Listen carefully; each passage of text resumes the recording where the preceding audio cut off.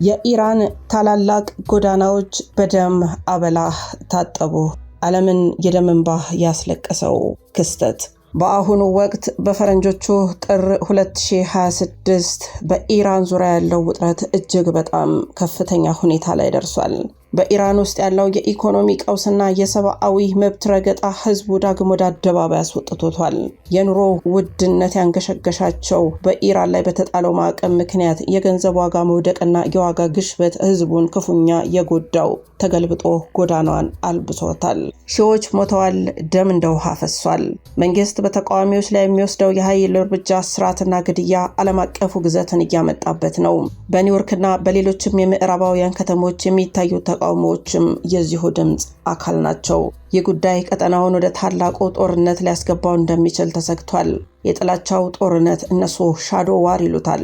ይህ የሻዶ ዋር ማክተም ቀደም ሲል በውክልና ይካሄድ የነበረው ግጭት አሁን ወደ ቀጥተኛ የሚሳኤልና የድሮን ጥቃት ተሸጋግሯል። የእስራኤል እርምጃዎችም ቀጥለዋል። እስራኤል በኢራን የኒውክሌር ጣቢያዎችና ወታደራዊ መሰረተ ልማቶች ላይ ያነጣጠረ ጥቃት ልትሰነዝር እንደምትችል ደጋግማ እያስጠነቀቀች ነው። አሜሪካ በአዲሱ አስተዳደር ስር በኢራን ላይ ያዘችውን አቋም ውጥረቱን በእጅጉ አግሎታል። ከፍተኛ ጫና እየተሰማ ነው። ዋሽንግተን በኢራን ላይ የነበረው ማዕቀብ ይበልጥ በማጥበቅ የኢራንን ዘይት ሽያጭ ወደ ዜሮ ለማውረድ እየሰራች ነው። የአይሲኢ የደህንነት ስጋት በአሜሪካ ውስጥ የአይሲኢ የደህንነት ተቋማትም ከኢራን ጋር ግንኙነት አላቸው ተብለው በሚጠረጠሩ ግለሰቦች ላይ የሚያደርጉ ክትትል መጨመሩ በኒውዮርክ ያሉ ኢራናውያን ላይ የደህንነት ስጋት ፈጥሯል። ኢራን የዩራኒየም ማበልጸግ ስራዎቿን ወደ 90% ለቦምብ የሚያስፈልገውን ደረጃ እያቀረበች መሆኑን የሚጠቁሙ መረጃዎች አሉ። ይህ ደግሞ ምዕራባውያንን ወታደራዊ እርምጃ ወደ መምረጥ እንዲያዘነብሉ እያደረጋቸው ነው። ባጭሩ አሁን ያለው ውጥረት በኢራን ውስጥ አመጽ፣ በእስራኤል ወታደራዊ ዛቻና በአሜሪካ ከፍተኛ ማዕቀብ መካከል የተወጠረ ነው። በአሜሪካ ግዙፉ ጠረጴዛ ላይም ሁለት ምርጫ ለኢራን ቀርቦላታል።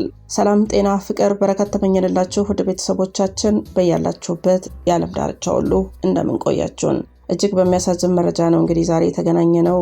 እጅግ በጣም ከፍተኛ የሆነ የህዝብ እልቂትን አስከትሎ ቆይቷል ማለት ነው። አሜሪካም ቀጥታ እንግዲህ ታላላቅ የተባሉ መሳሪያዎቿን ሌሎች አጋሮቿንም በማሰባሰብ ወደ ኢራን ልታዘምት እንደሆነ መሳሪያዎቿን እየወለወለች አፈሙዟን አስተካክላለች እየተባለ ነው። እጅግ በጣም ዘግናኝ የሆነ እልቂት እንደሚመጣ እየተነገረ ነው። ኢራንም በበኩሏ ተያይዘን እናልቃለን ዝም አንልም ብላለች ማለት ነው። ለመሆኑ ዓለማችን ምን አይነት የገደል ጫፍ ላይ የቆመችው የሚለውን ከእናንተ ጋር ልንፈትሸው እንወዳለን። አብራችሁ ስለምትሆኑ ከወዲሁ እናመሰግናለን። ሮማን ጸጋዬ ነኝ ከአክሱም ቲዩብ። ሰናይ ቆይታ ይሆንላችሁ። በኢራን ውስጥ ባለው የውስጥ አለመረጋጋት ቁጥራቸው ከ30 በላይ የሆኑ መስጊዶች ጥቃት ደርሶባቸዋል። ይህ ጥቃት በተለይ በሱኢ እና በሺአ የእምነት ተከታዮች መካከል ያለው ልዩነት መነሻ ያደረገ ሲሆን የመንግስት ታጣቂዎች በተቃዋሚዎች ላይ በሚወስዱት እርምጃና በምላሹ በሚመጡ ጥቃቶች መስጊዶች ወደ አመድነት ተቀይረዋል። በመቶዎች የሚቆጠሩ ሰዎች መሞታቸው ሪፖርት እየተደረገ ነው። ምናልባትም በሺዎች ሊሆን ይችላል ይላል መረጃው። በተለይም በደቡብ ምስራቅ ኢራን ከሚገኙ ከተሞች የመንግስትና የደህንነት ኃይሎች ሰልፈኞች ላይ ቀጥታ ተኩስ በመክፈታቸው ከፍተኛ የሆነ የሰው ህይወት ጠፍቷል። የክስተት በብዙዎች ዘንድ ደም አፋሳሹ አርብ ተብሎ ከሚታወቁት ቀናት ጋር የሚመሳሰል አስከፊ ደረጃ ላይ ደርሷል። በኒውዮርክ ጎዳናዎች ላይም አሁን የሚታየው ተቃውሞ ለእነዚህ ሟቾች ድምጽ ለመሆን ነው። ተቃዋሚዎቹ በኢራን መንግስት እየተፈጸመ ያለው የዘር ማጥፋትና የሃይማኖት ተቋማት ውድመት ለዓለም ለማሳወቅ እየጮሁ ነው። በቪዲዮዎች ላይ የምናያቸውም ስቶፕ ኪሊንግ ሰንስ የሚሉ የሱኒዎች ግድያን አቁሙና ስቶፕ ብሪንግ ሞስክ መስጊዶችን ማቃጠል ይቁም የሚሉ መፈክሮችን ይዘዋል። በኢራን ውስጥ ያለው እውነተኛ የሟቾች ቁጥር ከዚህ በላይ ሊሆን እንደሚችል እየተገመተ ነው። ምክንያቱም የመንግስት መረጃ እንዳይወጣ ኢንተርኔት በከፊልም ቢሆን ሙሉ ለሙሉ ዘግተውታል። ይህ ጉዳይ በአሜሪካና በኢራን መካከል ያለውን ውጥረት ይበልጥ አክርሮታል። በአሁኑ ሰዓት በኒውዮርክ የሚገኙ የኢራን ዲፕሎማቶች ከባድ ተቃውሞ እየገጠማቸው ነው። ስለነዚህ ተጎጂዎችም ዓለም አቀፍ ሰብአዊ መብት ድርጅቶች እንደ አምነስቲ ኢንተርናሽናል ያሉ የሰጡት መግለጫ ግን ይፋ እየሆነ ነው። ይህ አሁን በኢራን ሰማይ ስር እየሆነ ያለው ክስተት ተራ የፖለቲካ ግጭት ሳይሆን ምድርን የሚያናውጥ የታሪክ መጋረጃን የሚቀድ አስፈሪ የውድመት ማዕበል ነው። በኒውዮርክ ጎዳናዎችም ላይ የሚሰማው ጩኸት ሽብር የዚሁ ሲኦላዊ ክስተት የገደል ማሚቱ ነው። ኢራን ዛሬ የጸሎት ቤቶቿ መቅደስ ሳይሆኑ የመቃብር ስፍራዎች ወደ መሆን ተለውጠዋል። ከ30 በላይ መስጊዶች በእሳት ነበልባል ሲጋዩ የጥንታዊ ስልጣኔ በጭስ ታፍኖ ወደ አመድነት ተቀይሯል። የሚቃጠለው ህንጻው ብቻ አይደለም፣ የሺህ ዓመታት የእምነት ተስፋና ሰብአዊነትም አብሮ እየጋየ ነው። በጎዳናዎች ላይ የሚፈሰው የንጹሃን ደም ከከተሞቹ አስፋልት ጋር ተዋህዶ የሞት ቀለም ቀብቷቸዋል። እናቶች ልጆቻቸውን በፈራረሱ ቤቶች ፍርስራሽ ስር ሲፈልጉ ማየት የዘመኑ ትልቁ ሰቆቃ ሆኗል። በዚህ አስፈሪ ትዕይንት ጀርባ የአሜሪካና የእስራኤል እጆች በጉልህ ይታያሉ። እስራኤል ለህልውናዋ ስትል የኢራንን ወታደራዊና የኒውክሌር አቅም ለመምታት አጋጣሚውን እየጠበቀች ነው። ሰማዩ በድሮኖችና በሚሳኤሎች ተሞልቷል። እስራኤል የክፋት መንፈስ የምትለውን የኢራንን አገዛዝ ለመገርሰስ ጣቷን በቃታው ላይ ያሳርፋለች። አሜሪካን በበኩሏ በኒውዮርክ ጎዳናዎች ላይ የሚታየው የአይሲኢ እና የፖሊስ ግልብጥብጥ ሀገር ውስጥ ያለውን የኢራን ደጋፊዎችና ተቃዋሚዎችን ለመቆጣጠር የሚደረግ የደህንነት ስራ አካል ነው። ዋሽንግተን በኢራን ላይ የጣለችው ማዕቀብ ህዝቡን ለረሃብና ለቁጣ ዳርጎታል። ይህም ሀገሪቱን ከውስጥ እንድትፈራረስ እሳት እየጨመረባት ነው። ይህ የኢራን በመጽሐፍ ቅዱስ መጠሪያዋ ፋርስ መናወጥ በትንቢት መጽሐፍ ውስጥ ከሚጠቀሱት የጎግ ማጎግ ጦርነት መንደርደሪያ ጋር ይመሳሰላል። በትንቢተ ሕዝቅኤል ምዕራፍ 38 ቁጥር 5 ላይ ፋርስና ኢትዮጵያ ፉጥም ከነርሱ ጋር ይሆናሉ ይላል። ፋርስ ኢራንን ነው በመጨረሻው ዘመን ታላቅ መናወጥ ውስጥ እንደምትገባና ከእስራኤል ጋር ወደ ግጭት እንደምትመጣ ተተንብዮአል። አሁን የሚታየው የመቅደሶች መቆሸሽና መቃጠል እንዲሁም በየቦታው የሚሰማው የጦርነት ወሬ በማቴዎስ ምዕራፍ 24 ላይ የተጠቀሰው መከራ ይጀምራል የሚለውን ቃል የሚያስታውስ ነው። ዓለም ወደ አንድ ትልቅ ፍጻሜ እየተገፋች እንደሆነ የሚጠቁም አስፈሪው ምልክት ነው። ኢራን በአሁኑ ሰዓት ያለው ድባብ የለቅሶ ብቻ ሳይሆን የጠበቃም ነው። ሰዎች ዛሬ የማን ተራ ነው ብለው ይጠይቃሉ። መብራት በሌለባቸው የቴህራን የዘህደም መንገዶች ላይ የሚሰማው የጥይት ድምጽ የሰዎች ሲቃ ህይወት ምን ያህል ርካሽ እንደሆነ እያሳየ ነው። ህንጻዎች ሲደረመሱ፣ የታሪክ መዛግብት ሲቃጠሉና ሃይማኖታዊ ስፍራዎች ወደ አመድነት ሲቀየሩ ማየት የሰው ልጅ ልብ የሚያደባ ትዕይንት ሆኗል። ይህ በአሁኑ ወቅት በኢራን ውስጥ እየታየ ያለው አስፈሪ ትርምስና ውድመት ሀገሪቱን ከፖለቲካዊ አለመረጋጋት ባለፈ ወደ ሰብአዊ ቀውስ የከተተ ክስተት ነው። በኢራን ደቡብ ምስራቅ ግዛት በምትገኘው ዛሄዳንና በዙሪያዋ ባሉ ከተሞች ከመስከረም ወር ጀምሮ የነደደው እሳት አሁን ከፍተኛ ደረጃ ላይ ደርሷል። መቅደሶቹ በከፍተኛ ሁኔታ ወድመዋል። አሁን ወደ ዋናውና ቁልፉ ጉዳይ እንምጣም። አያቶላህ አሊ ሐሚኒ ለምን ወደቁ? ህዝባቸውም ሀያላኑም ለምን ተነሱባቸው የሚለውን እንፈትሻለን። ይህ ጥያቄ ታዲያ ወደ ዘመናዊው የኢራን ታሪክ እጅግ ውስብስብና ደም አፋሳሽ ምዕራፍ የሚወስድ ነው። አያቶላህ አሊ ሐሚኒ እንደ አውሮፓውያኑ የዘመን ቀመር በ1979 የተካሄደውን የኢራን አብዮትን በመምራት የቀድሞውን ንጉስ ሻህ በመገርሰስ ስልጣን ላይ የወጡ መሪ ነበሩ። ለምን ወደቁ የሚለው ጥያቄ ታዲያ ሁለት መልክ አለው። አንደኛው በህይወት እያሉ የገጠማቸው የተቃውሞ ማዕበል ሲሆን፣ ሁለተኛው ደግሞ አሁን ባለው ዘመን በተለይ 2005 እና 2026 የእሳቸው ርዕዮተ ዓለምና ስርዓት በህዝቡና በሀያላኑ ዘንድ ክፉኛ እየተናወጠ የመጣበት ምክንያት ነው። ህዝቡና ሀያላኑ የተነሱባቸው ዋና ዋና ምክንያቶችን እንንገራችሁ። የህዝቡ ቁጣ ከነጻነት ወደ ጭቆና የሚል ነው ጥያቄው። መጀመሪያ ነጻ ነበርን፣ አሁን ጭቆና ላይ ነን ነው። የኢራን ህዝብ በ1979 አብዮት ሲያደርግ የተሻለ ነጻነትና ኢኮኖሚ ፈልጎ ነበርም። ነገር ግን ከድል በኋላ የሆነው ተቃራኒ ነው። አንደኛው የሃይማኖታዊው አምባገነንነት ነው። ሆሚኒ ቪያታ ፋቂህ የተሰኘው የሃይማኖት ሊቃውንት የበላይነት ስርዓትን ዘረጉ። ይህም የግል ነጻነትን፣ የሴቶች መብትና የዲሞክራሲ ጥያቄዎችን አፈነም። ሌላው ሁለተኛው የኢኮኖሚ ውድቀት ነው። የኢራን ሀብት ለህዝቡ ልማት ከመዋል ይልቅ በየመን፣ በሊባኖስ፣ በሶሪያ ላሉ የውክልና ጦርነቶች መዋሉ ህዝቡን ለከፋ ድህነት ዳረገው። ሶስተኛው የባህል ግጭት ነው። በቪዲዮ ላይ እንደተመለከትነው አዲሱ ትውልድ ከዓለም ጋር መገናኘት የሚፈልግ እንጂ በሰባተኛው መቶ ክፍለ ዘመን ህግጋት መመራት የማይፈልግ በመሆኑ ሞት ለአምባገነኑ እያለ ተነሳባቸው።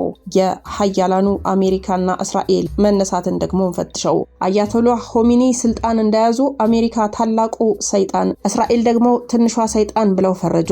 የአሜሪካ ኤምባሲ ታጋቾች በ1979 የዩኤስ ዲፕሎማቶችን ለ444 ቀናት አግተው መያዛቸው በአሜሪካና በኢራን መካከል የማይሽር ጠባሳ ጥሏል። ይህም አሜሪካ ኢራንን ለማፍረስ ቆርጣ እንድትነሳ አደረጋት። ሌላው የእስራኤል ስጋት ነው። ሆሚኒ እስራኤል ከምድረ ገጽ መጥፋት አለባት፣ ከካርታ ላይ መኖር የለባትም አሉ። ይህንን ፖሊሲ ቀረጹ። ይህም እስራኤል የኢራንን የኒውክሌርና የወታደራዊ አቅም በማንኛውም ዋጋ ለመምታት እንድትነሳሳ አደረጋት። ከመንፈሳዊ እይታ አንጻር ስናየው አንድ መሪ በኃይልና በደም መቅደሶችን እያረከሰ ስልጣኑን ለማቆየት ሲሞክር ፍጻሜው የቀረበ ነው ተብሎ ይታመናል። በትዕቢት የሚሄዱትን ያዋርዳቸው ዘንድ ይችላል እንዳለ ትንቢተ ዳንኤል ምዕራፍ 4 ቁጥር 37። እንደ ሆሚኒ ያሉ መሪዎች በመጀመሪያ እንደ ነፃ አውጪ ቢታዩም በኋላ ግን መንፈሳዊ ስልጣንን ለፖለቲካዊ ጭቆና የሚጠቀሙበት መጽሐፍ ቅዱስ እንደሚለው መንግስት ከእጅ ተወሰደች የሚለው የትንቢተ ዳንኤል ትንቢት ይፈጸምባቸዋል። አሁን በኢራን ጎዳናዎች ላይ የሚታየው እልቂትና የመስጊዶች መቃጠል የሚያሳየው የሆሚኒ እስላማዊ ሪፐብሊክ ህልም እየፈረሰ መሆኑ ነው። መንግስት ለህዝቡ ሃይማኖቱን መምረጥ የለበትም። ምንም እንኳን ሃይማኖት የመረጡ ሀገራት ቢኖሩም መጨረሻቸው አላማረም። ህዝቡ አሁን የሚቃወመው ግለሰቡን ብቻ ሳይሆን እሳቸው የዘረጉትን አሁን ተተኪዎቻቸው እንደ አሊ ካሚኒ ያሉ የሚመሩት ስርዓት ነው። ባጭሩ ህዝቡ የናፈቀውን ነጻነት ስላሳጧቸው፣ ሀያላኑ ደግሞ የዓለምን ሰላም ስለነሷቸው፣ ቀጥተኛ ዛቻ ስለሆኑባቸው በአንድነት ተነሱባቸው። በኢራን ውስጥ ያለው ረቂቅ እውነትን የሚገልጽ አንድ ትልቅ ነገር ደግሞ ገልጠን እንንገራችሁ። አሁን በኢራን እየሆነ ያለው ነገር የፖለቲካ ለውጥ ብቻ ሳይሆን ትውልዱ ከስርዓቱ ጋር ያለው የመንፈስ መለያየት ውጤት ነው። አንደኛው የሃይማኖት ግዳጅና የመሬት ውስጥ ክርስትና መስፋፋት ነው። በኢራን ውስጥ መንግስት እስልምናን በፖሊስና በቅጣት ለማስፈጸም መሞከሩ ህዝቡን ከእምነቱ እንዲሸሽ አድርጎታል። የመሬት ውስጥ ቤተክርስቲያን እንደተገነቡ ስንቶቻችሁ ታውቃላችሁ? አንደርግራውንድ ቸርች አሉ። ባለፉት ጥቂት ዓመታት በኢራን ውስጥ ክርስትና በከፍተኛ ፍጥነት እየተስፋፋ መሆኑን የተለያዩ የጥናት ተቋማት ኦፕን ዶርስ እና ሌላ ፓነል አረጋግጠዋል። ሪፖርቶቹ እንደሚያሳዩት ብዙ ኢራናውያን በመስጊድ ስም በሚንቀሳቀሱ ህንፃዎች ስር በድብቅ ክርስትናን እየተቀበሉና እያመለኩ ይገኛሉ። የመስጊዶች መቃጠሉ ትርጉሙም ይህን ይመስላል። አሁን ባለው አመጽ ከ30 በላይ መስጊዶች መቃጠላቸው ህዝቡ ለእምነቱ ያለው ጥላቻ ሳይሆን መንግስት እምነቱን ለጭቆና መጠቀሚያ ማድረጉን መቃወሙን ያሳያል። ልብ በሉ፣ ህዝቡ ለእምነቱ ያለው ጥላቻ ሳይሆን መንግስት እምነቱን ለጭቆና መጠቀሚያ መደረጉን መቃወሙን ያሳያል። መስጊድ የመንግስት የስለላ ጣቢያ ሆኗል የሚል እምነት በብዙ ወጣቶች ዘንድ ሰርጿል። ሁለተኛው የሂጃብ አመጽና የሴቶች ነጻነት ነው። የመንግስት ውድቀት መጀመሪያ የሆነው የማህሳ አሚኒ ሞትን ተከትሎ የመጣው ሂጃብ አመጽ ነው። ለመሆኑ ያች ሴት ማናት? ማስረጃውን እንይ። መንግስት ሴቶች ሂጃብን በግድ እንዲለብሱ ማድረጉ ውመን ላይፍ ፍሪደም የሚል ዓለም አቀፍ ንቅናቄ ፈጥሯል። ይህ አመጽ ሂጃብን ከመቃወም አልፎ ስርዓቱ በግል ህይወት ውስጥ ጣልቃ መግባቱን የሚያወግዝ ነው። ይህም ሀገሪቱን የአንድ እምነት ብቻ ሳትሆን የብዙ እምነቶችና የነጻነት ፈላጊዎች መገኛ መሆኗን አሳይቷል።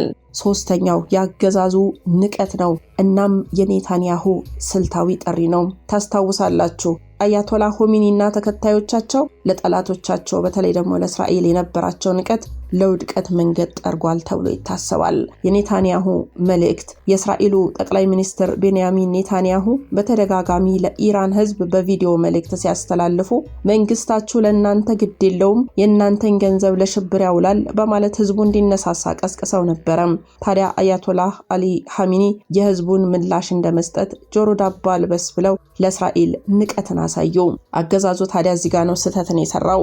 መንግስት የህዝቡን ኑሮ ጥያቄ የጠላት ፕሮፓጋንዳ በማለት ችላ ማለቱ ህዝቡ ከኔታንያሁና ከምዕራባውያን ጎን እንዲቆም አደረገው። አገዛዙ በንቀት ተሞልቶ ህዝቡ አይነሳብኝም ብሎ ሲዘናጋ፣ ህዝብ ግን ከውስጥ እየፈነዳ ነበረም። አራተኛው የመጽሐፍ ቅዱስ ትንቢትና ያሁኑ እውነታ ነው። መጽሐፍ ቅዱስ በትዕቢት ስለሚወድቁ መንግስታት እንዲህ ይላል። ጥፋት ትዕቢትን፣ መውደቅም የኩራት መንፈስን ይቀድማል ይላል ምሳሌ ምዕራፍ 16 ቁጥር 18። የኢራን መሪዎች እኛ የእግዚአብሔር ተወካዮች ነን በሚል ኩራት ህዝቡን ሲረግጡ፣ አሁን ግን ያ የናቁት ህዝብና የናቋቸው ጠላቶቻቸው እስራኤልና አሜሪካ ተባብረው ስርዓቱን ንቀውታል። እናንተም ለማጣራት እንዲረዳችሁ ኮንክሪት የሆኑ ማስረጃዎችን እንንገራችሁ። ሌላ ኢንስቲትዩት ሪፖርት በኢራን ውስጥ በድብቅ ክርስትናን የሚቀበሉ ሰዎች ቁጥር ከ1 ሚሊዮን በላይ መድረሱን የሚጠቁም ጥናት ነው። ቢቢሲ ደግሞ በመስጊዶች ውስጥ የተደረጉ ሚስጥራዊ ጥናቶችን ህዝቡ ወደ መስጊድ መሄድ ማቆሙን ተናግሯል። ኦፊሻል ስቴትመንት ኔታንያሁ የሚለው ደግሞ በ2023 እና በ2024 ኔታንያሁ ለኢራን ህዝብ የሰጡት ቀጥተኛ የቪዲዮ ጥሪዎችን፣ ሌሎችንም እስካሁን ያሉ መረጃዎችን ይዟል። ሂዩማን ራይትስ ዋች በሂጃብ አመጽ ምክንያት የተገደሉ የታሰሩ ሴቶች ዝርዝር መረጃን ይዟል።